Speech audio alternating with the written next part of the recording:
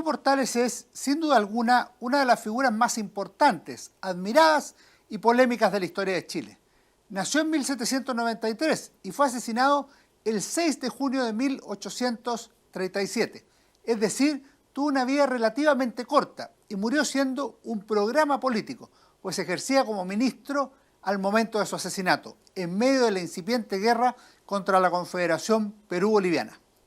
Al momento de su muerte, ya había tenido importantes responsabilidades públicas, especialmente como ministro al finalizar la guerra civil entre Pipiolos y Pelucones y luego en el gobierno del general Joaquín Prieto.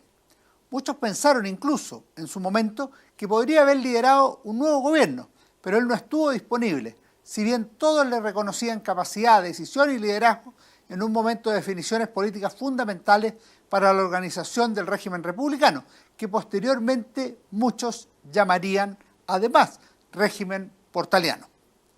Es interesante observar cómo, un siglo después, se produjo un verdadero renacimiento de la figura de Diego Portales y del ideal portaliano en algunos aspectos importantes, como un gobierno fuerte, la virtud cívica o el carácter impersonal del ejercicio del mando. Es preciso mencionar en cualquier caso que Portales no fue un pensador político, si bien se conservan cientos de cartas en las cuales se pueden apreciar algunas líneas matrices de su ideario, así como se puede seguir su visión sobre el gobierno y otros aspectos públicos precisamente a través de su acción en poco menos de una década de vida propiamente política. En ese centenario podemos observar dos planos especialmente relevantes, que han sido destacados recientemente por Gonzalo Arenas en un excelente libro, Diego Portales y la tradición política portaliana, publicada por el Centro de Estudios Bicentenario este 2023. La obra estudia precisamente la influencia de Portales a través del tiempo, la continuidad de su tradición, que han recuperado, recreado y hecho propias diversas fuerzas políticas y gobiernos. Los dos ámbitos que destacaron en el centenario del ministro son el historiográfico y el propiamente político. En el primer plano me parece que hay dos autores especialmente relevantes. Ellos son Alberto Edwards y Francisco Antonio Encina. En el caso de Edwards resulta decisiva su obra La Fronda Aristocrática en Chile, publicado en 1928, es decir, antes del centenario, que logra plasmar una imagen que sería muy influyente sobre el ministro, destacando su labor para poner fin a la anarquía en Chile y manifestando que tiene esa característica descrita por Carlyle, el pensador inglés. A pesar de todo el genio de Carlyle, dice Edwards, nunca puede aceptar, sino a título de brillante paradoja, su teoría de que la humanidad solo ha marchado al impulso de unos pocos hombres superiores. El caso de Diego Portales es, sin embargo, uno de aquellos que aparentemente confirman la atrevida tesis del filósofo británico. El segundo autor es Francisco Antonio Encina, autor de Portales, publicado por Editorial Nacimiento en 1934, en 2 tomos. En este libro hay una narración biográfica y política del ministro, pero también un análisis de la obra portaliana y sus características fundamentales. No solo valora la intuición de Portales, sino que también su capacidad de sugestión, que lo llevaron a liderar una creación política que tuvo valor presente y sobre todo una gran influencia después de fallecido. El caso de Portales es único en América, llega a decir el historiador, uno de los grandes creadores de la imagen histórica del ministro. A ello se puede añadir un tercero, que recién estaba empezando su larga y exitosa vocación, Mario Góngora. Con apenas 21 años, al cumplirse el centenario del asesinato del ministro, publicó 2 interesantes artículos. Portales, en la revista Estudios en junio de 1937, es decir, precisamente en el aniversario del centenario del ministro, y Portales y la tradición en la revista El Ircay, en octubre del mismo año. En el primero de ellos señala, Portales es por excelencia nuestro político, el que mejor ha realizado esta esencia de genio de acción. No es casualidad que Góngora haya escrito en 1937, porque era precisamente el año en que se conmemoraba el asesinato de Diego Portales, el centenario, razón por la cual fue especialmente recordado y destacado. Gonzalo Arenas destaca que ese año es un momento especial de invocación portaliana, donde se puede apreciar no solo un interés histórico por el personaje, sino también una utilización marcadamente política.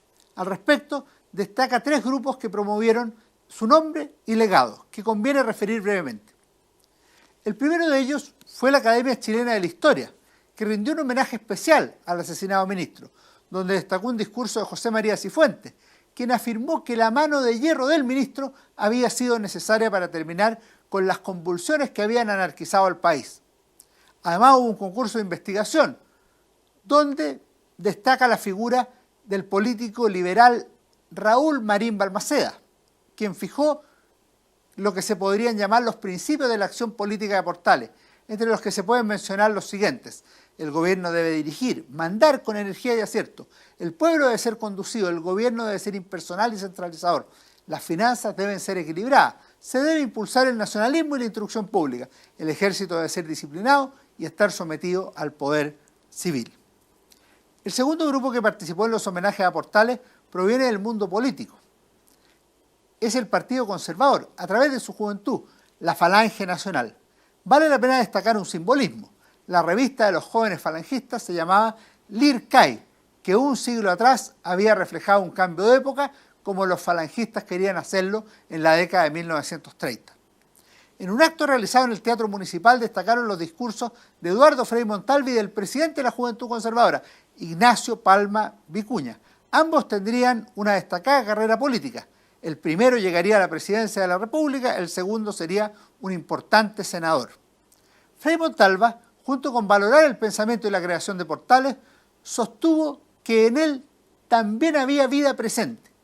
La ley en manos de Portales tuvo vida. Nosotros se la daremos también tarde o temprano. Pero señores, ese concepto nuestro de reconstrucción de un Estado nacional, cuyo entroncamiento con el Estado portaleano es indiscutible, ya ha comenzado a realizarse. Dos hombres nuestros se amañan hoy, dos secretarios de Estado que tienen un carácter eminentemente social: Cruzcoque y Leyton, es decir, el doctor Eduardo Cruzcoque y Bernardo Leyton, el primer presidente de la Falange. Frei concluyó su discurso proclamando que los falangistas eran herederos legítimos de la tradición portaleana y por ello querían rendir homenaje al primer ciudadano que tuvo Chile. A él se debió que esta patria fuera grande en el pasado. Nosotros, que nos afirmamos precisamente en ese pasado, que recogemos en lo fundamental su concepción chilena y genial de nuestra realidad, hoy, 100 años después de su muerte, afirmamos nuestra fe en los destinos de Chile y estamos claros que por nuestra voluntad incansable, por nuestro sacrificio continuado, por nuestra disciplina, levantaremos mañana esta nación al plano que él la levantara también con su voluntad y con su sacrificio sangriento. El tercer grupo que relevó la obra de Diego Portales fue el Partido Nacional Socialista Chileno, los nazistas con C, como se les decía. Para ello utilizaron su periódico Trabajo, asegurando que el pensamiento de Portales brillaba especialmente.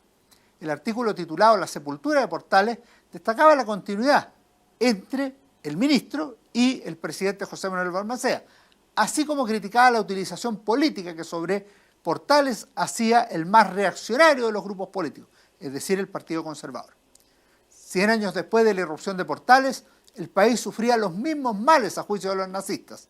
Ayer como hoy, el país yacía en máxima prostración económica, dividido por las ideas y víctima del desenfreno partidista y de ambiciones de todo orden, y había perdido su destino histórico.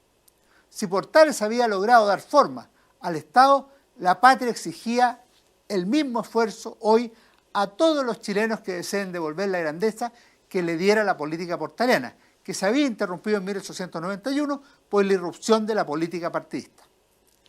La figura de Diego Portales, como es evidente, no se agota en las conmemoraciones del centenario de su asesinato, como tampoco renació en esa fecha el interés por su vida y su obra. Sin embargo, en esa época de crisis, que fue el mundo entre guerras y específicamente la década de 1930 en Chile, muchos miraron al pasado, así como la crisis del Estado liberal permitió a numerosas personas pensar en la necesidad de un gobierno fuerte. Ante esa realidad histórica, la figura de Portales volvió a emerger con fuerza, no como una gloria del pasado a la que se debía mirar con veneración, pero con distancia, sino como una figura del presente que tenía mucho que decir al Chile de entonces, pero también a la patria del futuro. Muchas gracias, que estén muy bien. Nos vemos en nuestro próximo capítulo.